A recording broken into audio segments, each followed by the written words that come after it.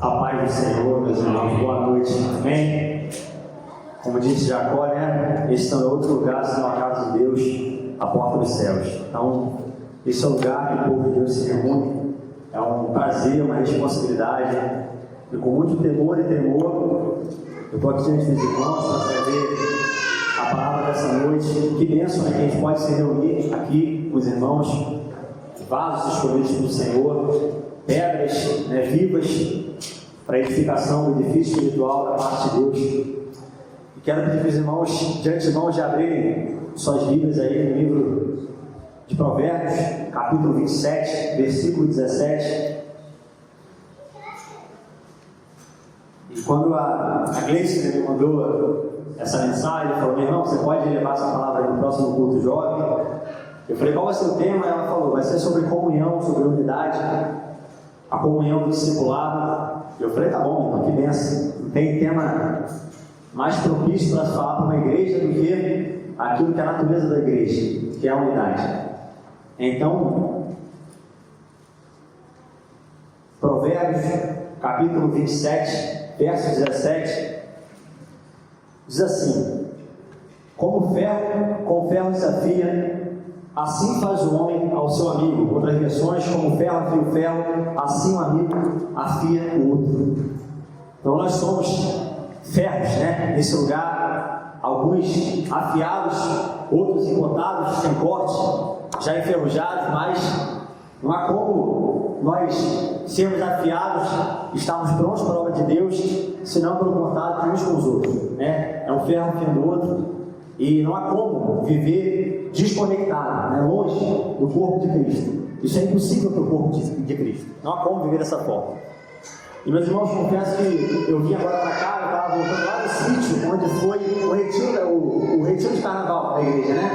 E foi muito bom. Eu estava conversando com o pastor Luiz, virei para ele ali e falei: pastor, aqui foi onde tudo começou, né? Aqui foi onde realmente eu pude conhecer os meus novos irmãos que me foram apresentados, porque desde a eternidade eles já eram conhecidos pelo próprio Deus, mas ali eles foram me apresentados e eu pude então poder participar dessa família, né? Poder participar desse corpo, e há uma alegria muito grande no meu coração de poder estar ali hoje e rememorar esse tempo que eu pude conhecer os irmãos ali, né? Foi um tempo tão bom, a gente ficou ali tocando 3 horas, 4 horas no louvor, e foi muito bom. E aí os laços foram se estreitando, um ferro foi afiando o outro, a nossa fé foi sendo fortalecida e o nosso coração foi sendo cheio de alegria.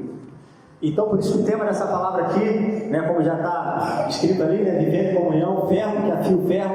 Então, nessa noite, que nós saímos daqui, nessa noite, tendo a certeza que esse ferro foi afiado, que esse contato foi estreitado, que essa unidade foi vivida. E por isso, meus irmãos, a primeira coisa que a gente precisa entender é que a unidade é um princípio estabelecido pelo Senhor. E quando a gente fala de princípio, é aquilo que é fundamental. Fundamental no sentido de que sem isso não se pode viver. Não tem como continuar uma vida sem os seus fundamentos. Um prédio não cai por falta de um bom material que a gente usou, como cimento, como tijolo, como viga, não. Não é isso que faz um prédio cair. O que faz um prédio cair é a falta de fundamento. O bom construtor e o mau construtor, eles são diferenciados não pelo material que eles usaram para construir o edifício. Não foi um tijolo de uma marca ruim, ou um cimento de uma marca ruim ou boa, mas foi que um fundamentou esse prédio sobre uma rocha e o outro fundamentou esse prédio sobre uma areia. Então aquele que fundamentou mal a sua fé, não há como fugir disso. Em determinado momento, esse grande intento, esse grande projeto vai colapsar, ele vai quebrar. Então, se a gente não fundamentar a nossa fé no alicerce firme, naturalmente, não há manobra que a gente faça que possa completar, preencher o espaço deixado pela falta de unidade na igreja. E tal como é um nutricionista que se alimenta mal, tal como um pneumologista que fuma, assim é uma igreja sem unidade. Não tem como uma igreja viver sem unidade. Isso não é igreja. Pode ser um ajuntamento, pode ser um fã-clube, pode ser um clã, pode ser uma tribo, mas não é uma igreja. Que a igreja é reconhecida pela qualidade das suas relações, pela qualidade da sua unidade. Nisto conhecerão os seus meus discípulos, se vos amardes uns aos outros. Amém? Então, meus irmãos, se eu tivesse uma mensagem para pregar para o resto da minha vida, se eu só pudesse escolher uma mensagem para pregar para o resto da minha vida, ou uma oração para fazer para o resto da minha vida, certamente seria aquilo que vai ser pregado nessa noite. Seria sobre unidade. E eu pego as palavras do próprio Jesus, que antes de se encaminhar para a sua prisão, para o seu caminho de crucificação, antes de ser interrogado ali no Sinédrio, ele faz uma oração ali no capítulo 17 de João. Eu vou pedir para os irmãos abrirem ali no capítulo 17 de João. A gente vai estar lendo esse texto, acrescentando esse texto de Provérbios que nós lemos, para fundamentar bem aquilo que nós vamos falar nessa noite. E Paulo fala isso aos Efésios, capítulo 4, ele fala assim: façam todo o possível, tudo que vocês tiverem, todos os esforços de vocês para preservarem uma unidade perfeita pelo vínculo da paz. Então, você está falando, façam todo o possível. Primeiro, é porque isso é importante. E segundo, é porque isso é difícil. Se eu preciso perseverar por algo, é porque não é algo que vai acontecer espontaneamente. Unidade é algo que vem da parte do Espírito Santo. É por isso que o amor de Deus, que se revela na graça do Filho, mas se consuma na comunhão do Espírito. Então, a palavra do Espírito se chama comunhão. Então, meus irmãos, isso não vai acontecer de forma espontânea, porque isso é contrário ao Espírito Santo. E, meus irmãos, isso é tão sério, né? O pastor Hilário pregou há 2 domingos atrás sobre o texto de 1 Coríntios 1:10. Ele começou a palavra dele falando: cessem com as divisões no meio de vocês, acabem com as divisões, tudo aquilo que separa vocês, acabem com isso. Isso é tão sério. Antes de a gente ler o texto de Salomão, reforça essa ideia. Quando ele fala assim, lá no capítulo 6, versículos 16 e 19, ele fala assim: tem 6 coisas que Deus odeia, mas a 7ª, Deus abomina. E as 6 que ele odeia é: não estivermos sendo inocentes, peste se apressa para fazer o mal, lábio que profere palavras mentirosas. Aí ele vai lá para a 7, ele fala assim: mas tem uma coisa que Deus abomina. Isso é a coisa que ele mais odeia: aquele que semeia divisão entre irmãos. Então o que o Senhor está dizendo é que existe algo tão sério quanto um adultério, tão sério quanto um homicídio, tão sério quanto uma mentira: é trazer divisão entre os irmãos. Se Deus abomina a divisão entre os irmãos, eu não tenho dúvida de que aquilo que Ele ama é a união entre os irmãos. Então, meus irmãos, vamos estar lendo então esse texto de João 17, capítulo 17, versos de 20 a 23. O texto diz assim: não te peço apenas por estes discípulos. Jesus está falando ali, fazendo a sua última oração, antes de entrar naquele caminho de crucificação, antes de ser preso, antes de Judas traí-lo, antes de acontecer todo o momento final da vida de Jesus. Ele faz essa oração ao Pai. Ele faz uma oração ao Pai, a última oração. Ele não vai e deixa ali escrito a liturgia que eles deveriam seguir, ele não deixa ali exatamente o que eles deveriam fazer, não, mas ele faz uma oração ao Pai. Eu acho que a oração de Jesus tem grande chance de ela ser ouvida pelo Pai, né? E ele fala assim: não te peço apenas por esses discípulos, mas também por todos que crerão em mim, por meio da mensagem deles. Minha oração é que todos eles sejam um, como nós somos um. Como tu estás em mim, Pai, e eu estou em ti, que eles estejam em nós, para que o mundo creia que tu me enviaste. Eu dei a eles a glória que tu me deste, para que sejam um, como nós somos um. Eu estou neles e tu estás em mim. Que eles experimentem unidade perfeita, para que todo mundo saiba que tu me enviaste e que os ama tanto quanto me amas. Olha o que o Senhor está falando. A última oração de Jesus, antes de ser crucificado, antes de ser preso, é que vocês sejam um, que vocês vivam em unidade. Que coisa séria, né, meus irmãos? A oração do Senhor é para que sejamos um.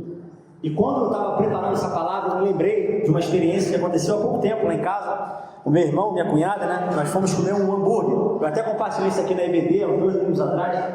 A gente foi comer um hambúrguer lá em casa. Aí o meu irmão ficou encarregado de comprar um hambúrguer. Aí quando ele foi comprar um hambúrguer, ele chegou lá na hamburgueria e o nome da hamburgueria era Crentes Burger. Aí ele falou assim: qual que você vai querer? Vai querer o presbiteriano, o assembleano, o missionário, o batista, o pentecostal? Aí eu falei: só não compra pentecostal, porque vai querer muito apimentado. Aí eu falei assim: compra mais ou menos, aí compra um assembleano, um batista. E aquilo ali, quando a gente foi comer, a gente conversando sobre isso, né, compartilhando aquilo ali, e eu falei para ele, né, a gente estava acabando de comer e passou aquele momento da brincadeira. Eu falei: cara, isso só mostra o quanto nós estamos o quê? Divididos. A gente conseguiu fazer uma hamburgueria cristã. Eu falei: se espremer mais um pouquinho, a gente faz uma pizzaria. A gente consegue achar mais umas ramificações aí, umas doutrinas diferentes, muda aqui, muda ali, vai criando outros. E na verdade, meus irmãos, quanto mais a gente vai se dividindo, Jesus fala que um reino dividido, que ele não subsiste. Então, nas nossas divisões, nós vamos perdendo a nossa autoridade como igreja. nas nossas divisões, a gente vai perdendo aquilo que o Senhor nos chamou a ser. Então, quanto mais divididos nós somos, menos autoridade nós temos. E uma frase que os irmãos Moraes falaram, e depois John Wesley popularizou, que ele diz assim: nas coisas essenciais, unidade, nas secundárias, tolerância, mas em tudo, o amor. E meus irmãos, é mais ou menos isso. Naquilo que é essencial, Cristo é o Filho de Deus, isso é essencial, unidade.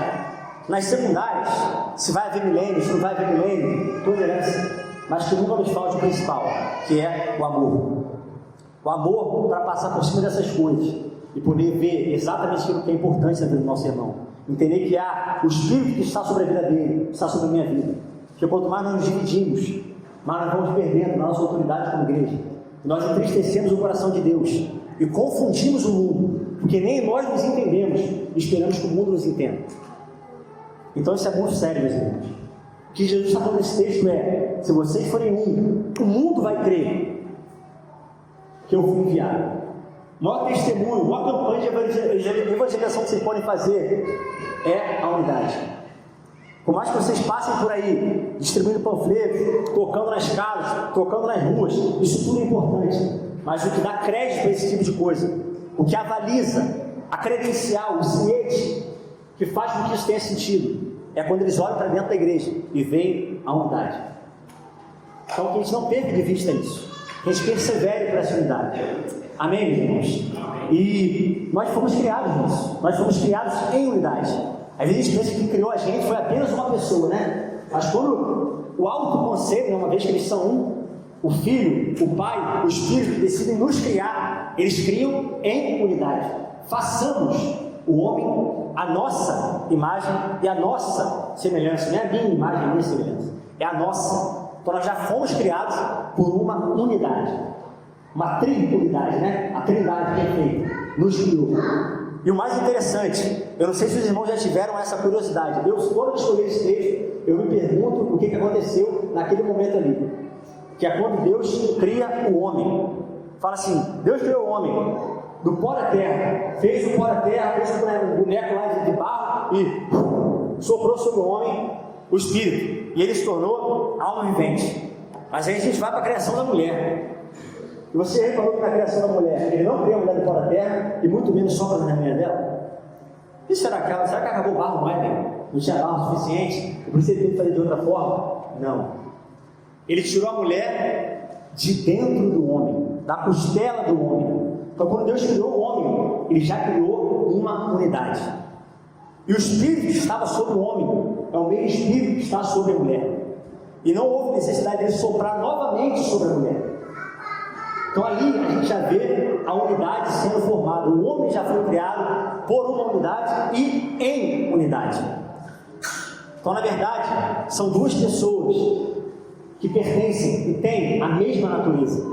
Então desde o início Deus quis mostrar a nós o quanto a unidade é imprescindível para a vivência, para a certeza, para a viabilidade do corpo de Cristo. Então, desde o princípio, Deus estabeleceu a unidade. Amém? Amém. Meus irmãos, e Deus foi criando tudo, né? No primeiro dia, Ele fez a luz.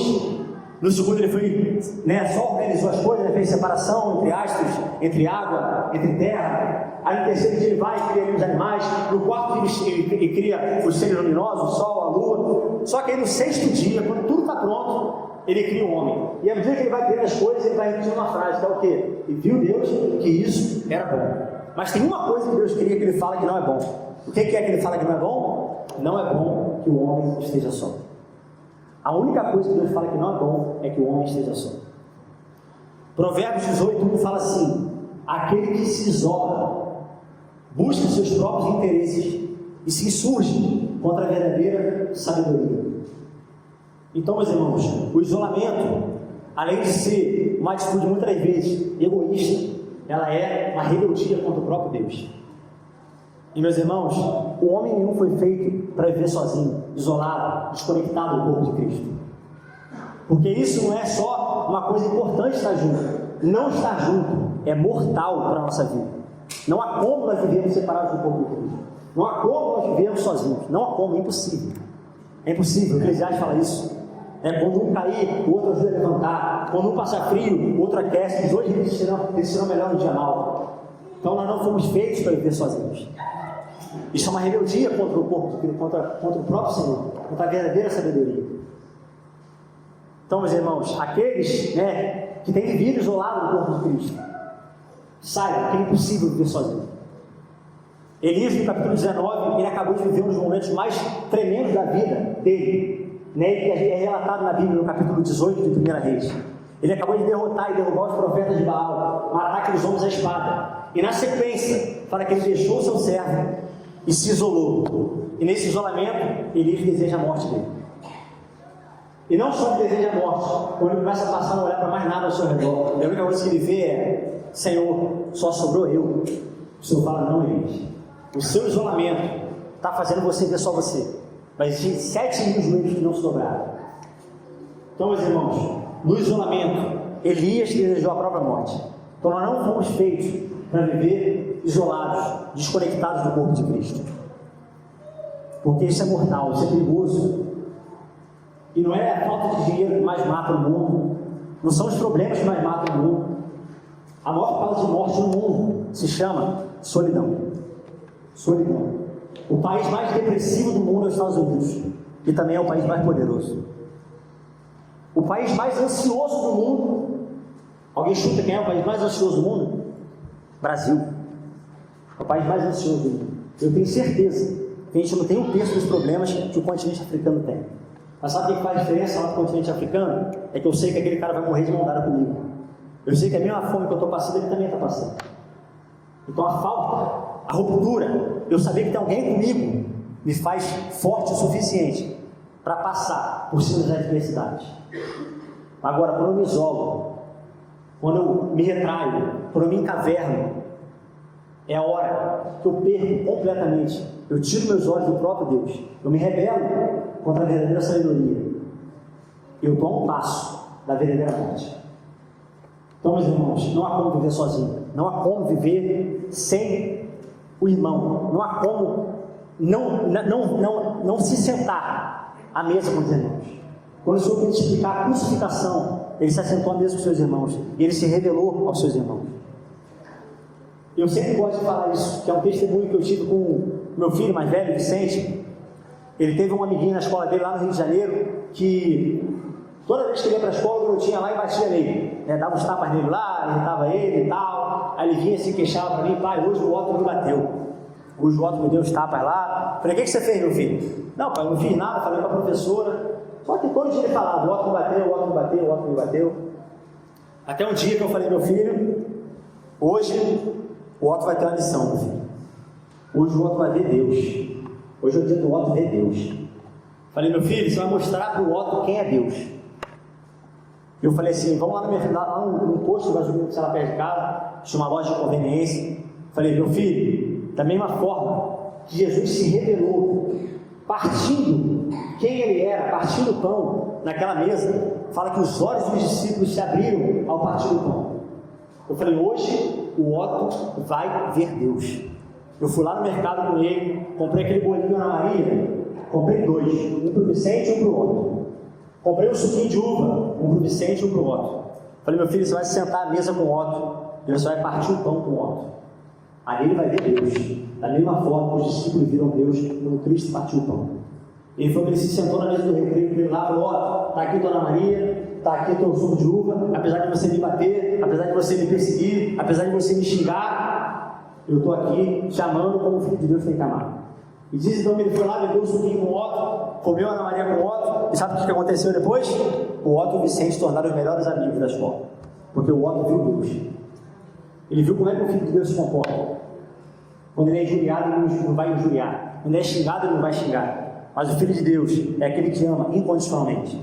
E o Senhor nos chamou a amarmos uns aos outros, porque o que valida a nossa vida de discípulo é se nos amarmos uns aos outros. Amém? E meus irmãos, para fechar essa fundamentação da unidade, Jesus, quando ele está falando ali em João capítulo 15, ele fala assim: o meu pai, eu sou a videira, meu pai é o lavrador, é o agricultor. E todo aquele que está ligado à videira, todo ramo que está ligado à videira tem vida.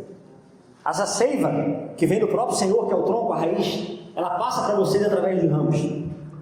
E lá em frente à minha casa, lá tem uma jaqueira, né? E eu acho interessante que a jaca ela cresce direto no tronco ali, né? É muito interessante, acho que é pelo peso dela, ela não despencar lá de cima, ela vai crescendo direto no tronco.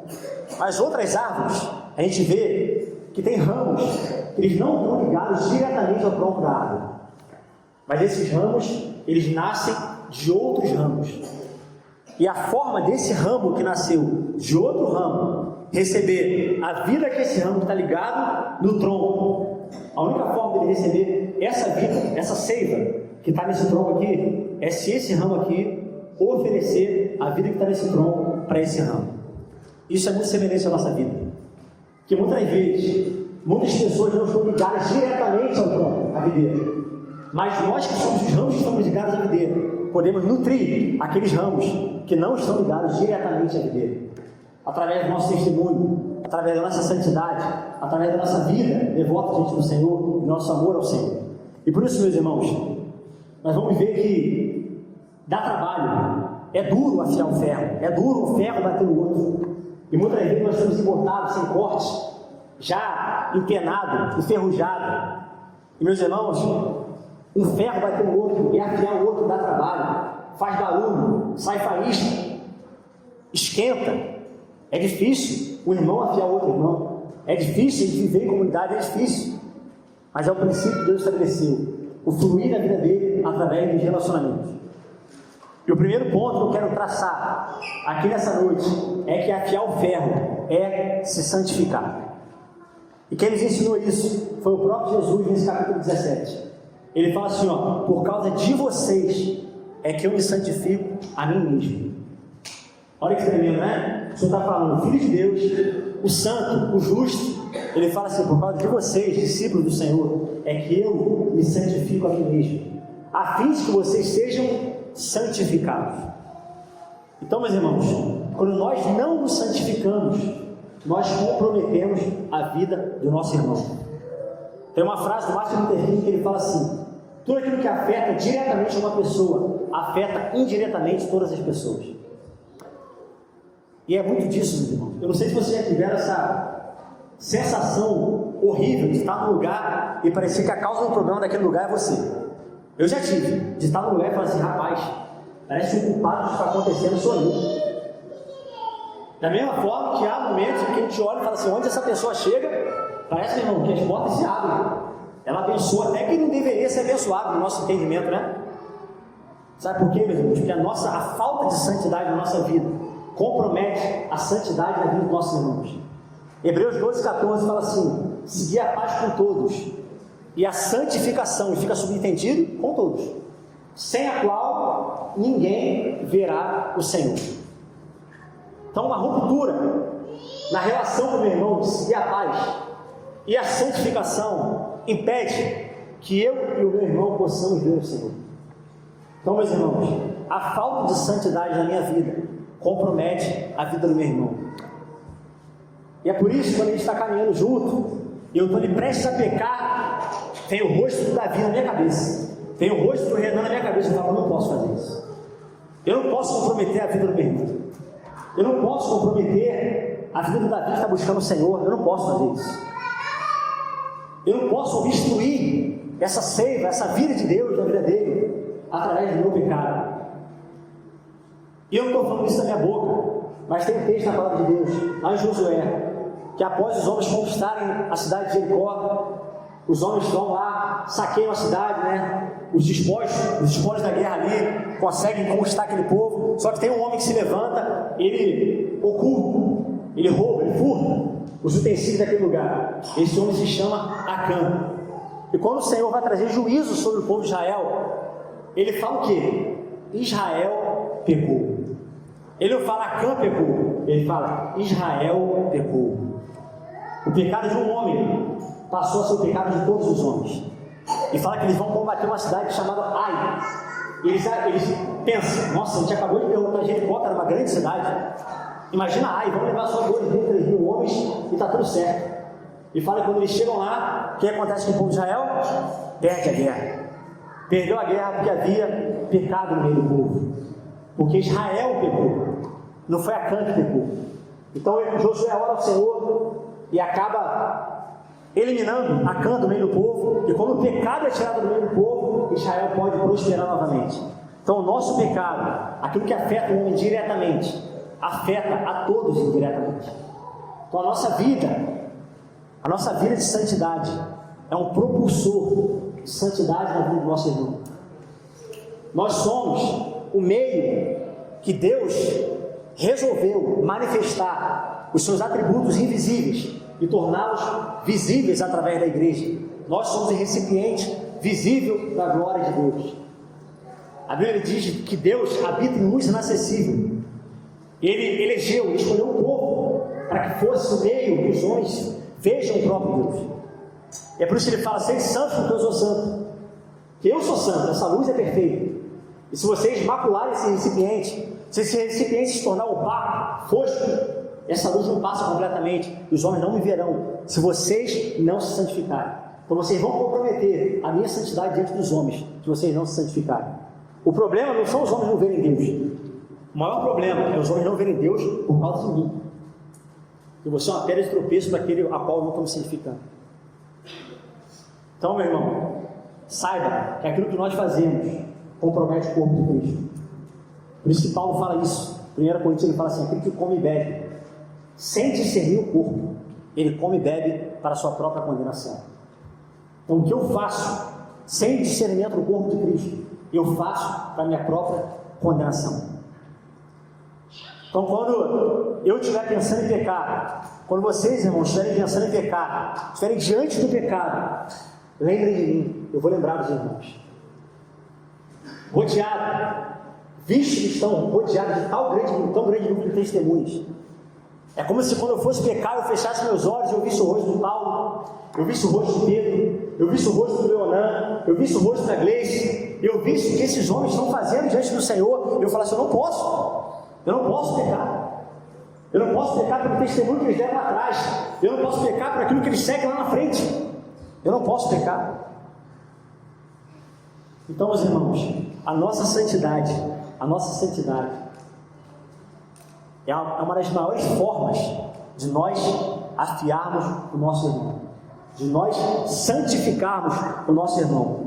Porque, meus irmãos, saibam que aquilo que nós fazemos no plano horizontal é diretamente proporcional àquilo que nós vivemos no plano vertical.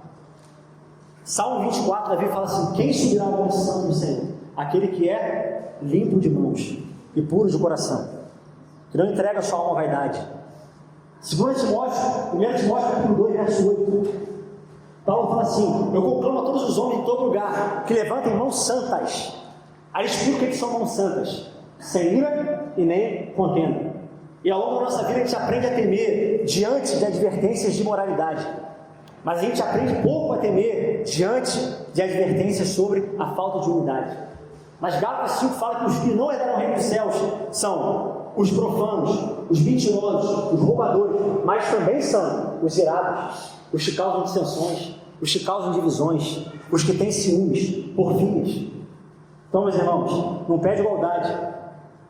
A imoralidade é tão danosa quanto é a falta de unidade numa igreja. Ai daquele por quem vem o tropeço, por quem vem a divisão. Isso é tão sério, eu uso mais um texto ainda. 1 Pedro capítulo 3, versículo 7. Maridos, vivam a vida como do lar, tratando as vossas esposas como a parte mais frágil, sabendo que ela concorre com você, que ela colabora com vocês pelo mesmo dom da graça, a fim de que as vossas orações não sejam interrompidas. Sabe o que Pedro está falando? Que se você desonrar a tua esposa, a tua oração ela é interrompida. Então aquilo que você faz no plano horizontal aqui compromete a sua vida no plano vertical. Então, meus irmãos, que seriedade, né? Que seriedade. A falta de santidade na nossa vida pode comprometer toda uma igreja.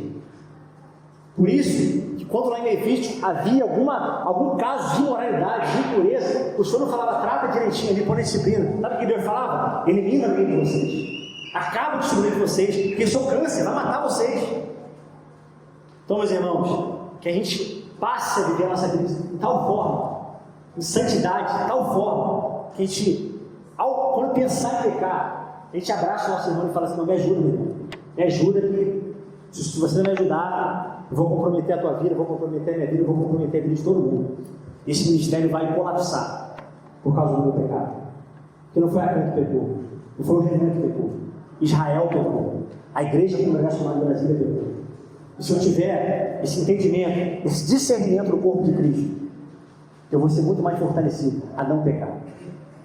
E meus irmãos, eu não sei aqui quem já estudou, lembra, né, de uma matéria muito importante em química chamada ligação covalente. Eu não sei os irmãos, mas eu tremi diante dessa matéria aí. Eu já não sou bom em química, né? Então quando via essa matéria eu já ficava apavorado, aqueles que estão no colegial vão saber bem melhor do que eu estou falando. Mas eu lembro a primeira vez que eu estudei essa matéria, eu falei: cara, esse negócio aqui é de Deus, cara. Isso deve ter muito a ver com Deus, uma ligação covalente aí. Porque existem 3 elementos principais, né? 4 mais 3 aqui em estudo, que são os ametais, os metais, e lá no cantinho da tabela, né, na família 18 ali, os gases nobres. E eu fiquei pensando nessa coisa da ligação covalente como uma coisa de Deus mesmo. Porque a ligação covalente é feita entre 2 ametais, né? E o ametal ele tem uma característica muito clara. Ele é duro, ele não tem maleabilidade, ele não tem brilho, ele é difícil de tratar, ou seja, parece com a gente, né? É duro, não tem brilho próprio, é difícil de tratar, mas algo misterioso acontece quando 2 ametais compartilham a vida um do outro. Sabe o que acontece com eles quando eles compartilham a vida um do outro? Quando eles compartilham os elétrons, eles se tornam tão estáveis quanto o elemento mais estável da tabela periódica, são os gases nobres.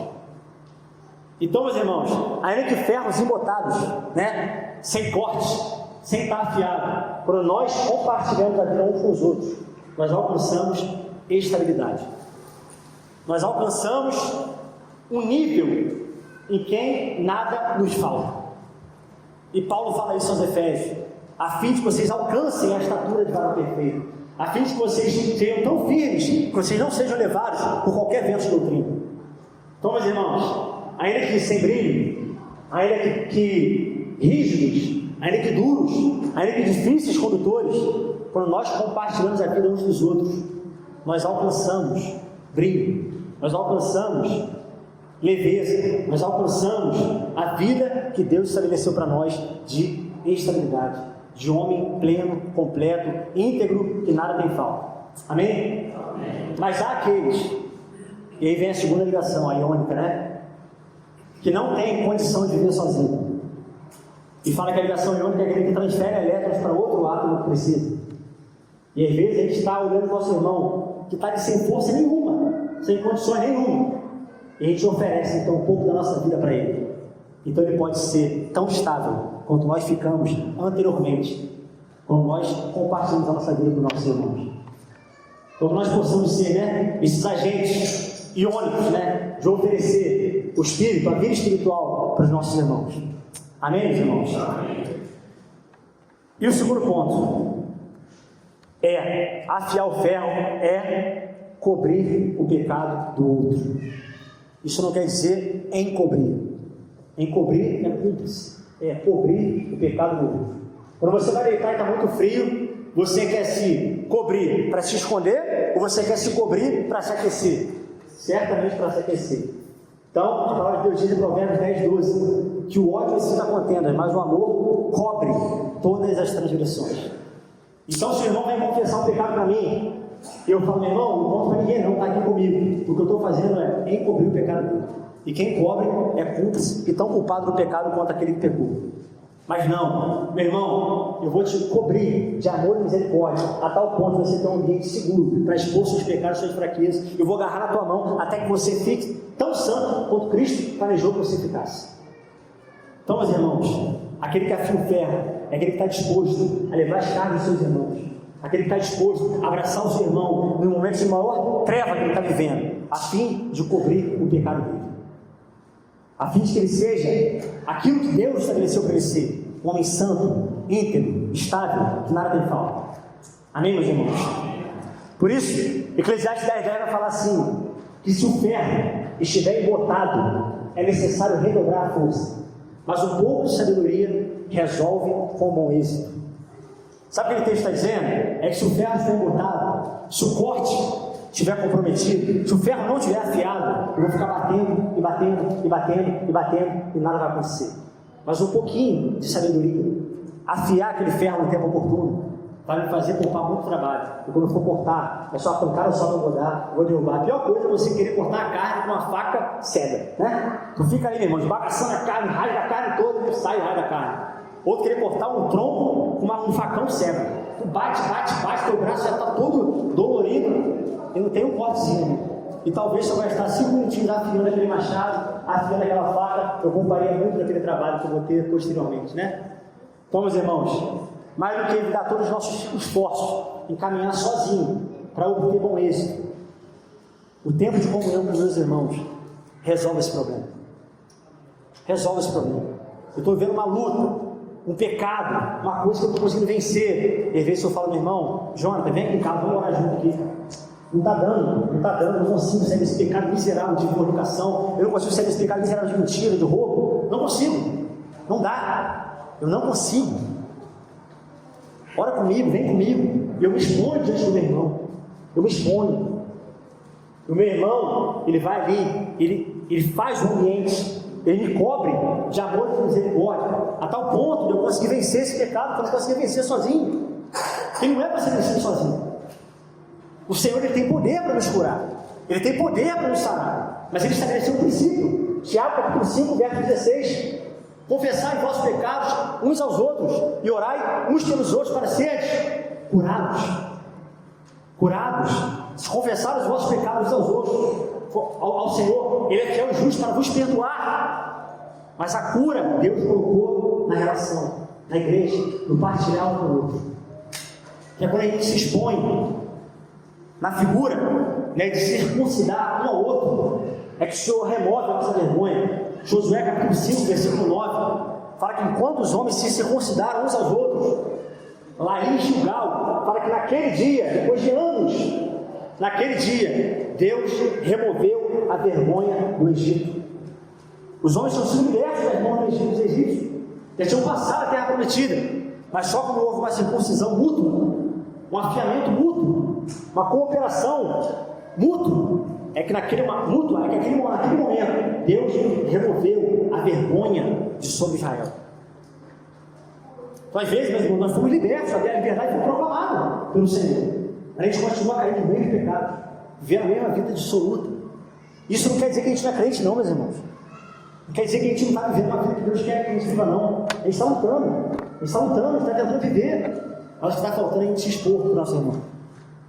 O que está faltando é eu circuncidar o meu irmão, ele me circuncidar. É eu expor minhas vergonhas para o meu irmão, ele expor suas vergonhas para mim. E nós, juntamente, vencermos esse pecado juntos.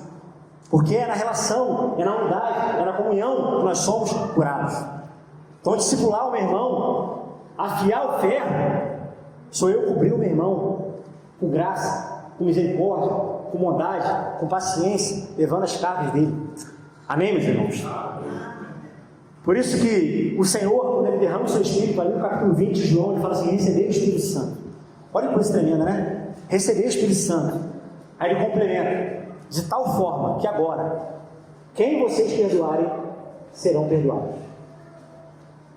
E a gente está pensando que a gente recebe o Espírito para fazer maravilhas, prodígios, sinais, cair fogo do céu, abrir chão. Ah, meus irmãos, é mais do que isso também.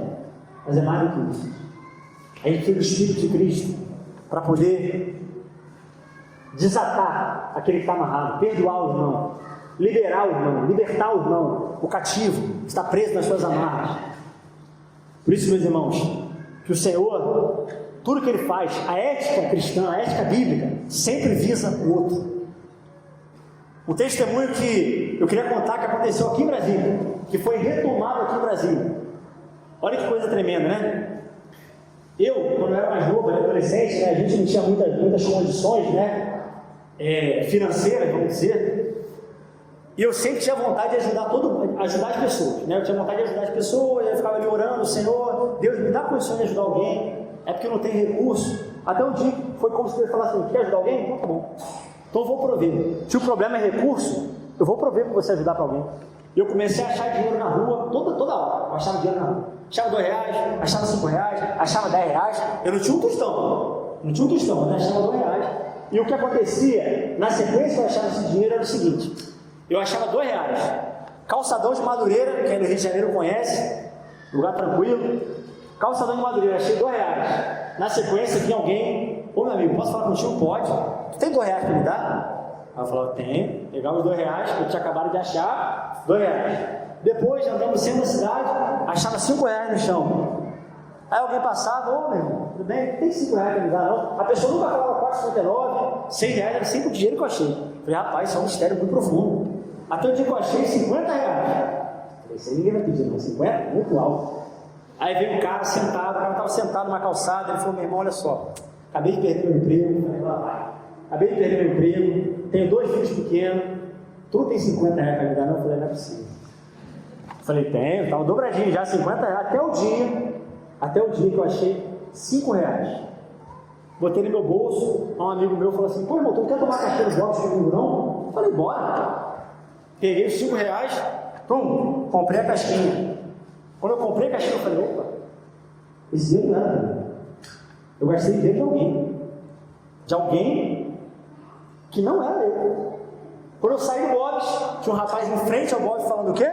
Tu não tem R$5 para me dar, não? Falei: ô meu Deus, eu tenho uma casquinha, se quiser. Falei: já era. O que aconteceu depois daquele dia? Nunca mais eu achei dinheiro na rua. Nunca mais eu achei dinheiro na rua. Sabe por quê? Porque aquilo que eu recebi era para o outro, não era para mim. E no momento que perdeu o propósito de ser para o outro, não tem propósito para mim também. Aí quando eu cheguei aqui em Brasília, eu falei: Senhor, lembrei dessa história, anos depois. Só que hoje todo mundo tem Pix, tem cartão, ninguém tem mais dinheiro.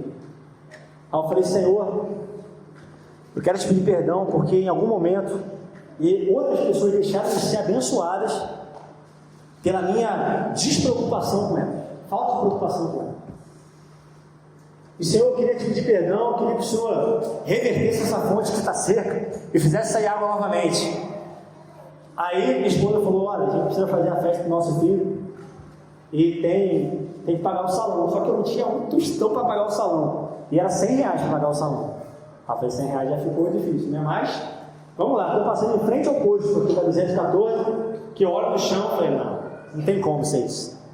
R$100, dobrado. Aí eu falei: não, vou testar mais um pouco. Cheguei lá no frentista, ele: meu amigo, tu não perdeu esses R$100 aqui não? Não, cara, os últimos pagaram foi tudo no Pix.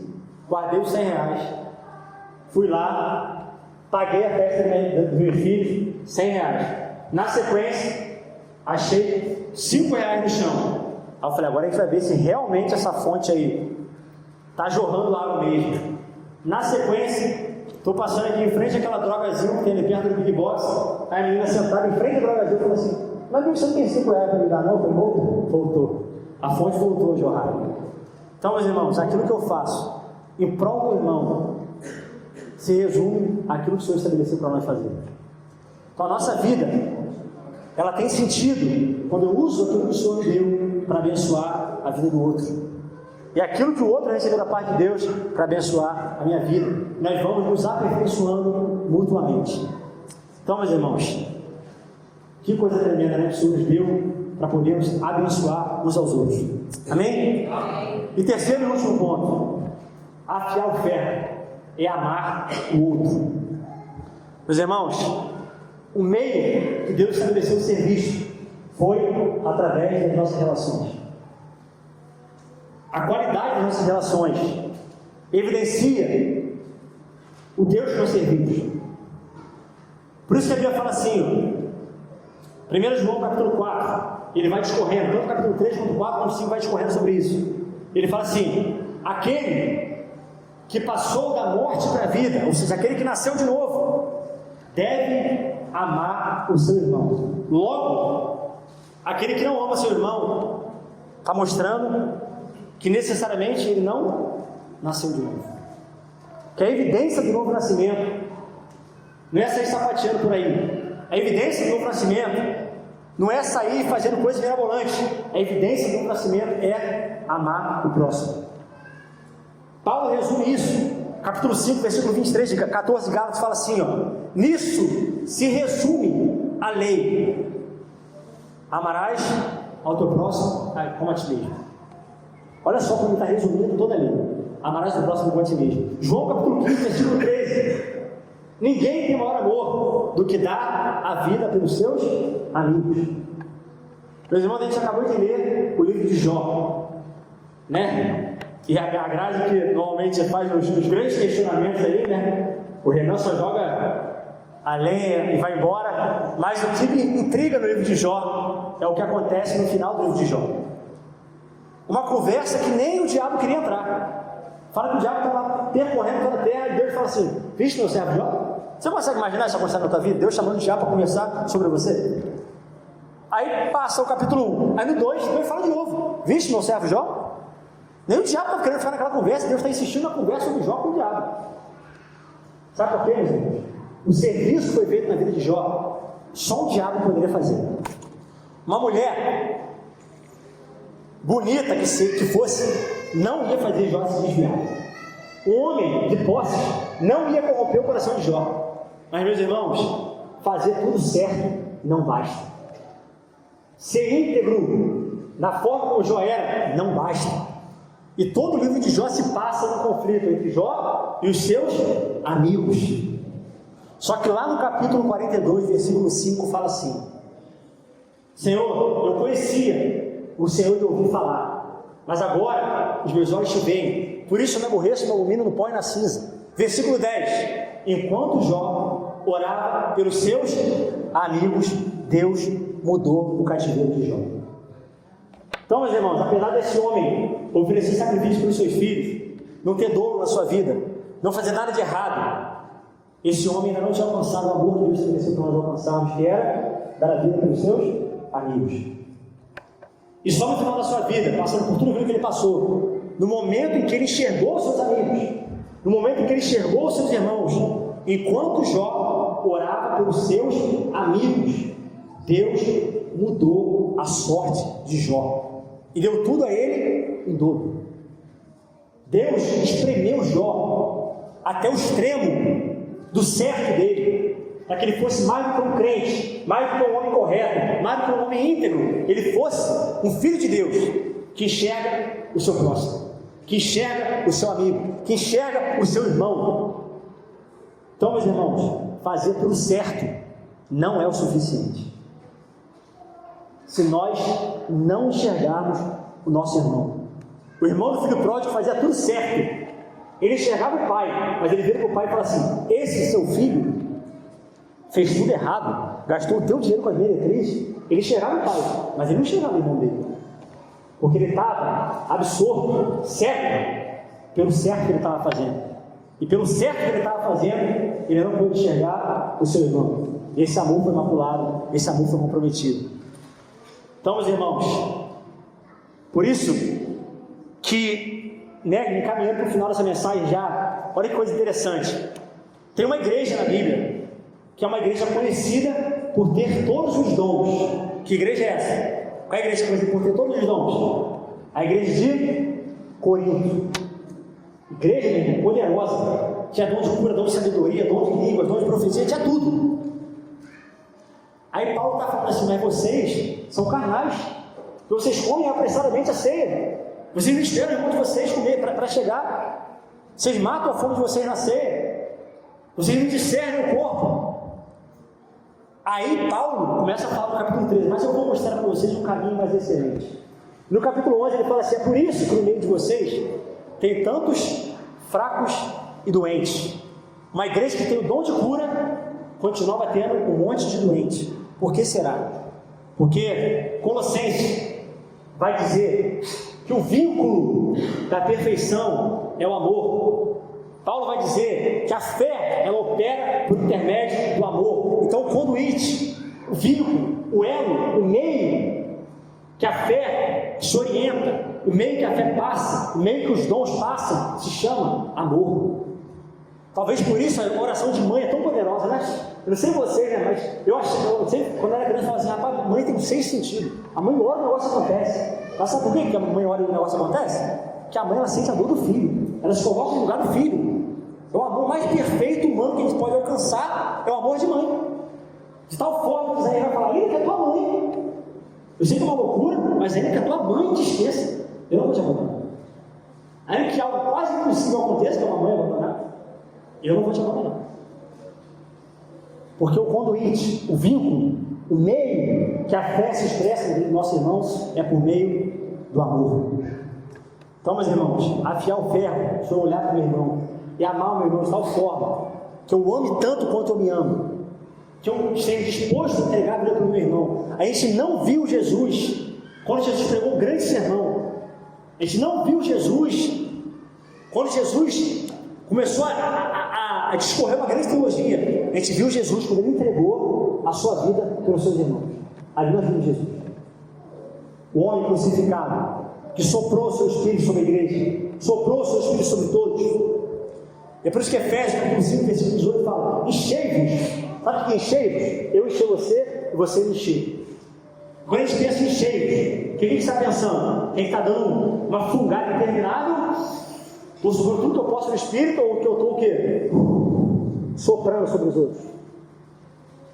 E é isso que Paulo está falando: enchei-vos, falando, soprando, falando salmos, cânticos, hinos entre vocês. Eu encho o Ivo e o Ivo me enche. Eu encho a Duda e a Duda me enche. E a gente vai se enchendo mutuamente. Salvai-vos, eu te salvo, você me salva. Enchei-vos, eu te encho, você me enche. Nisso expressa o amor de Deus. Nós possamos nos afiar mutuamente. Nós somos um incremento, complementar um do outro. Nós nos associamos.